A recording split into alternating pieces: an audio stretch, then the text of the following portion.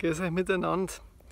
Weil ja das Naturvideo so gut angekommen ist im Wald, habe ich mir gedacht, jetzt mache ich noch mal eins, damit wir diese Energie auch noch mal mitnehmen vom Maisfeld, weil da ist es natürlich genauso, wenn man diese Maisfelder sieht, da jetzt momentan, ui, da blendet es aber ganz schön, dann hat man da auch so eine richtige Kraftenergie drin, so eine richtige positive, lichtvolle, gute Energie von der Natur, und da kann man sich so viel rausziehen, wenn man mit den Füßen am Boden drin steht, wenn man sich mit der Erde verbindet, wenn man sich mit der Natur verbindet, mit unserer Schöpfung, mit unserer herrlichen, wunderbaren Natur.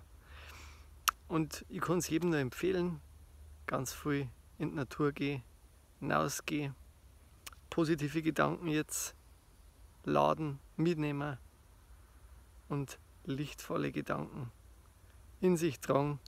Wir brauchen es ganz stark jetzt in der Zeit, Zusammenhalt von den Menschen für unsere Freiheit, für unser lichtvolles Zusammenleben in der Zukunft.